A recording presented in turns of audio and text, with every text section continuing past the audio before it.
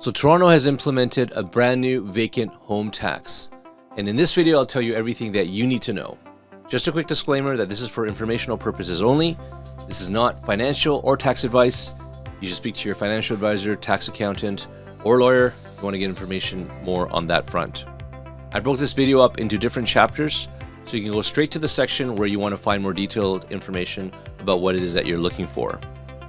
For those of you who don't want all the details, get straight to the facts. I've made a summary at the end of the video, so you can just skip to that section if you want to just see a quick summary of what this vacant home tax is about. Also, for those of you who want to get straight to the declaration section where you can just file the declaration online, you can click on this video link above here and it'll tell you everything that you need to know.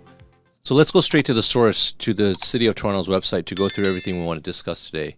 So let's start off right from the top. So all Toronto residential property owners must submit a declaration for their property's 2022 occupancy status by February 2nd, 2023. So this is now going to be a yearly requirement. So this is something that you're going to have to do every single year moving forward if you're a property owner. A declaration is not required if the property does not contain a residential unit. For example, vacant land, parking space, or condominium locker. A residential unit is comprised of one or more self-contained units that include a dedicated washroom and kitchen. So this is brand new to Toronto. It's starting in 2023. The next section says a property is considered vacant if it was not used as a principal residence by the owner or any permitted occupant, or was unoccupied for a total of 6 months or more during the previous calendar year. Properties may also be deemed or considered to be vacant if an owner fails to make a declaration of occupancy status as outlined in the bylaw. So basically, if you don't make the declaration, your property is going to automatically be deemed as vacant. So make sure you get this done before your deadline. The goal of the City of Toronto's Vacant Home Tax, VHT for short, is to increase the supply of housing by discouraging owners from leaving their residential properties unoccupied. Homeowners who choose to keep their properties vacant will be subject to this tax. Okay. So basically, this is one of the solutions that the government has come up with to squeeze out housing supply in Toronto. I don't know how much of an impact this will have on the rental supply, but I'm pretty sure that there will be a minor increase in the supply as the majority of homeowners are already leasing out their properties because they don't like to leave them vacant. I don't think this is a bad idea, but I could see this becoming a new expensive government department that all of us taxpayers now have to pay for. The amount of impact it's going to have on our rental supply is probably yet to be determined because this is going to be the first year that it is implemented. However, this does burden us with another thing that we have to do, or we'll be penalized for not doing, which is kind of a pain in the butt. But sure, it's quick and easy, but it's just another thing we have to remember to do. And I'm sure that everyone else has like millions of things to do. So this just adds to our list of things to do. Though all homeowners are required to submit a declaration of occupancy status, the tax does not apply to properties that are the principal residence of the owner, properties that are principal residence of a permitted occupant or tenant, properties that qualify for an exemption. We will discuss the exemptions in more detail later on. If required, homeowners can download and submit a signed paper declaration form. Find more information about submitting a paper form under how to declare below. I personally wouldn't recommend doing this as it literally takes you like 5 minutes to do it online. And finally, revenue collected from the vacant home tax will be allocated towards affordable housing initiatives. So it seems like the city is trying to fill up their coffers to address the affordable housing issues that we have in Toronto. So this is one of the reasons why they've implemented this tax. Whether or not it will help address the issue, I'm sure it will help a little bit, but I think the real issue is the red tape that's holding back supply from coming onto the market. So I think if they also tackle that issue, they'll definitely help alleviate the affordable housing issue that we have in Toronto. So how does this all work?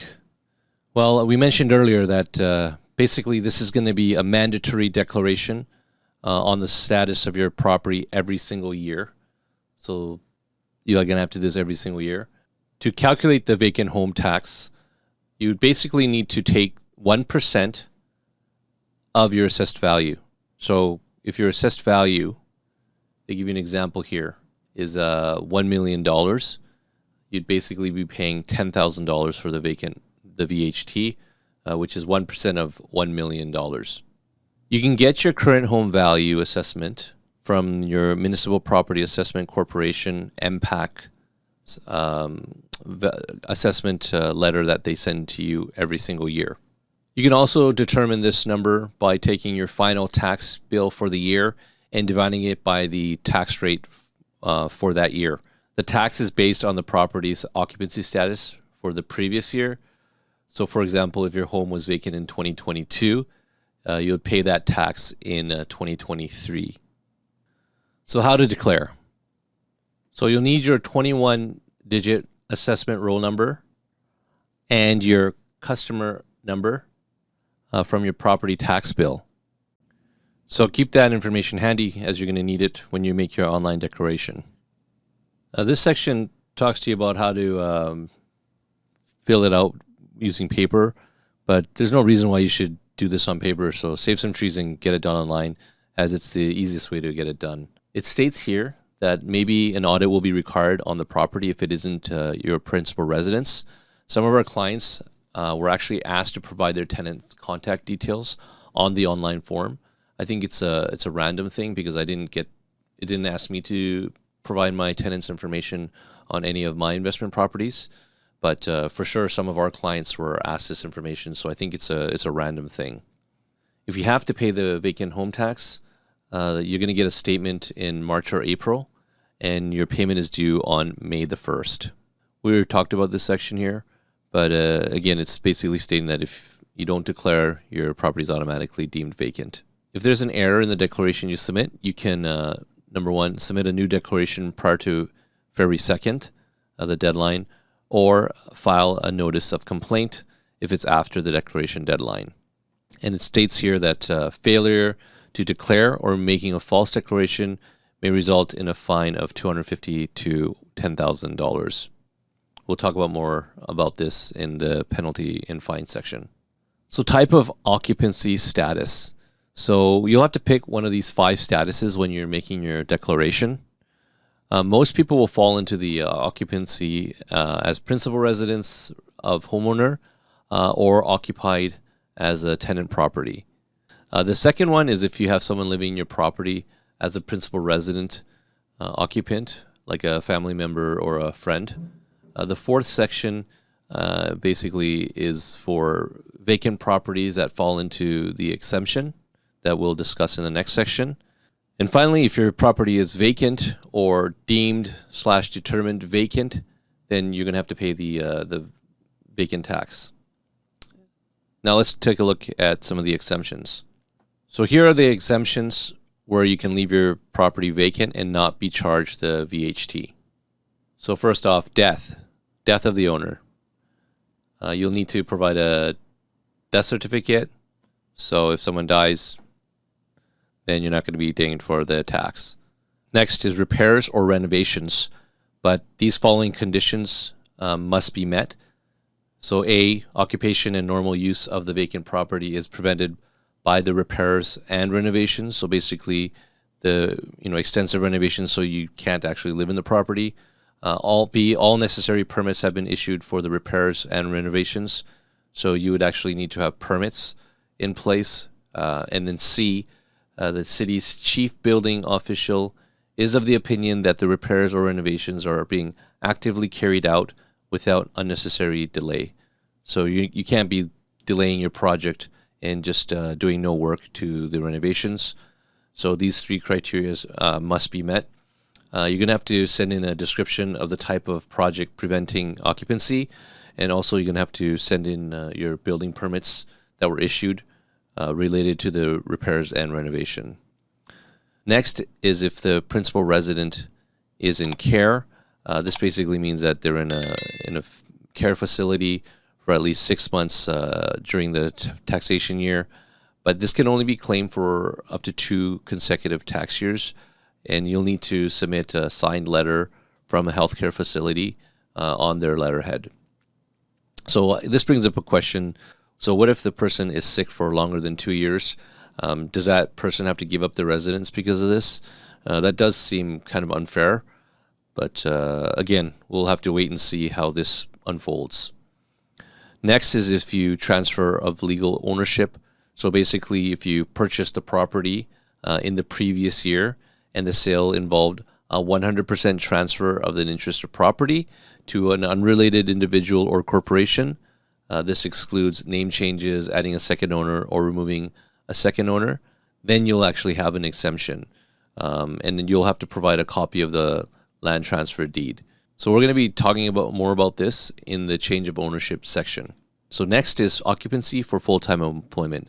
The way I understand this is, so if you're living outside of the GTA and you have a property that you use for work, then you do get an exemption as long as it's used for more than 6 months of the taxation year. So this would probably be for like a pied-à-terre. So if you have a condo in downtown, but you live outside of the GTA and you use the property when you come to work in downtown, then that does get an exemption as well. You're going to have to provide proof of residency outside of the GTA and a signed letter from the employer on company letterhead or your employment contract. And finally, if there's a court order that basically states that you cannot occupy the property for more than 6 months, then that will give you an exemption as well, and you'll have to show a copy of the court order. Now let's quickly touch base on how you can pay for the vacant home tax. There are a few ways to pay this. One way is through My Toronto Pay, which I've never personally used or plan to use. It's free if you do an EFT, electronic funds transfer, but the easiest way to pay this is through your online banking. If you see this chart, it will show you how the different pays are stated according to the financial institution that you're using. If your bank isn't in this list, ask your bank and they should be able to help you find the right payee. So this section basically states the different ways that you can pay your VHT if it's applicable to you. So the next section we'll look at is the change of ownership and the vacant home tax. So if there is a change of ownership, so if you sold the property or bought the property, there is implications for both the purchaser and the seller. It's responsibility of the purchaser and the seller to make arrangements to ensure that the declarations have been filed. The vacant home tax will form a lien on the property, and any unpaid taxes will become the purchaser's responsibility. So buyer beware. Make sure that you do pay attention to this when writing up your offer. And here are the scenarios. So if the closing occurs between January 1st and February the 2nd, the seller must complete the declaration prior to the closing, because the seller is the only one that would have known the status, the occupancy status for the prior year. So they must do this. If the closing occurs after the declaration period, so February 3rd to December 31st, the purchaser must submit the declaration in the following year. So then that means that the purchaser qualifies for the transfer of legal ownership exemption. So we mentioned this briefly in the previous section where you can get exemptions. So in this case, the purchaser does get an exemption. And this vendor should provide a copy of the completed and filed property status of declaration to the purchaser. And they should also provide a statutory declaration at the closing confirming that the filed property status declaration is true and correct. So this is probably something new that the lawyers will implement during the closing process. So the next section we're going to talk about is audits. So a declaration of occupancy status must be selected for audit on a random or specific criteria basis.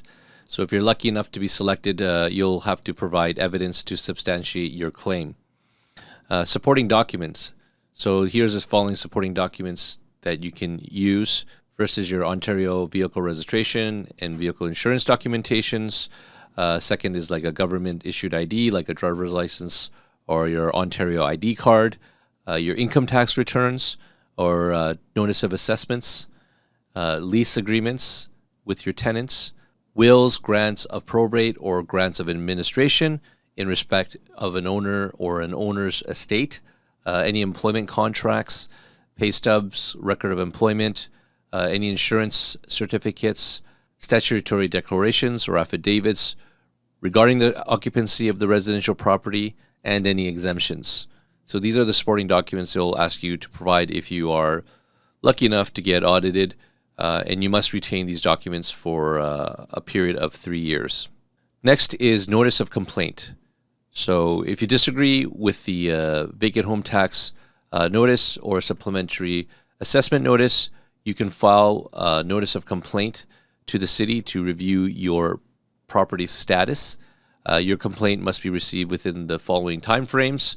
So for a vacant home tax notice, it's on or before the 10th business day of April in the year following the date that the payment was due. And for a supplementary assessment notice, you must provide within 90 days of the date of your notice. I checked all over the city of website to find an online portal, but I'm not sure where you can actually do this yet. As this is the first year, this might not have been implemented at this time as no notices have been issued yet. So I'll most likely post a future video once it's available. The appeals process. If you disagree with the decision made on your notice of complaint, you'll have 90 days to submit an appeal request. However, once the decision has been made through this appeal request, the decision is final, and it states that right down here. I couldn't find the online portal where to submit this appeal. Most likely it's not available at this time, as this is something new that's just been implemented. Now the important part, late payments, late declarations, and fines. So the interest on any overdue vacant home tax is at a rate of 1.25% on the first day of default and on the first day of each month thereafter. So basically it works out to 15% per year if you want to calculate the interest rate. Upon default of payment, the unpaid amount will be added to your property tax roll for the residential property and will be collected in the same manner as property tax. And also there's a fee if there's dishonored checks or if there's non-sufficient funds. And if you actually click on this link, you can see all the different fees that are charged on your property tax bill. So for an NSF, you'll be charged $40 per check. And there's all these different other fees that are charged to you, and you can look at over that information here. So late declarations. So basically the late fee payment is $250 if you do not declare it by your deadline, which is February 2nd, 2023 this year. So automatically, if you're late, you're paying $250 no matter what. And on top of that, because you failed to declare by your deadline, your property will be deemed vacant. So once your property is deemed vacant, your property will be subject to the tax and you'll be issued a vacancy tax notice. You don't want to go through this hassle, so make sure that you make your declaration on time.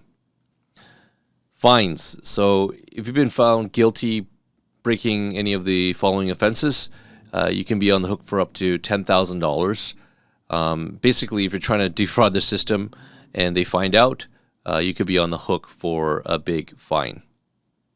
So just to summarize everything that we talked about, this tax is applicable to any property that's been vacant for more than 6 months of the tax year, unless you have a valid exemption like death, renovations, hospitalization, a court order, or occupancy for full-time employment, or if you recently bought the property. You have to declare your property status by February 2nd or be fined $250 for a late declaration. You need a property roll number and customer number, which you can find on your property tax notice.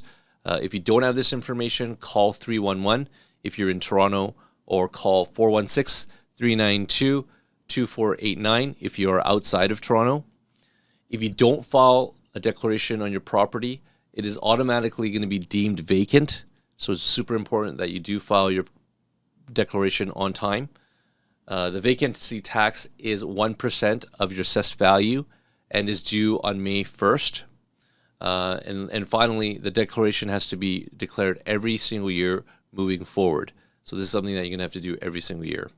One question I have is in regards to new properties. So if you have a brand new condo or brand new property that's closed, typically you don't see a property tax assessment until possibly like a year later sometimes. So in those cases, you actually have to call 311 to see if your property tax assessment has been issued. You know, I actually was on the phone with him the other day for over an hour, and I didn't receive my property tax notice, and I didn't have any information because I need the customer number. I had the roll number because I actually got an MPAC statement, but I actually didn't have the customer number.